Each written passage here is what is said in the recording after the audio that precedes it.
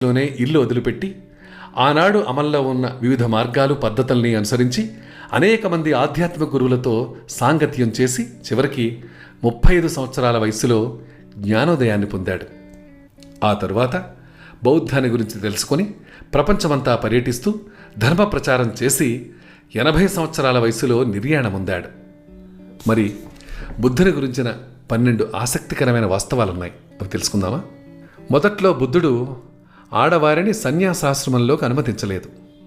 కానీ తనని పెంచి పెద్ద చేసిన మేనత్త తనకి సన్యాసం ఇమ్మని వచ్చేసరికి కాదనలేక అప్పటినుంచి ఆడవారికి కూడా సన్యాసాశ్రమ ప్రవేశాన్ని కల్పించాడు బుద్ధుడు.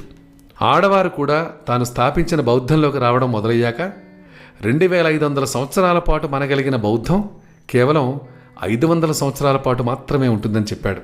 బుద్ధుని జీవితం గురించి కొన్ని ఆసక్తికర విషయాలు. బుద్ధుడు మరియు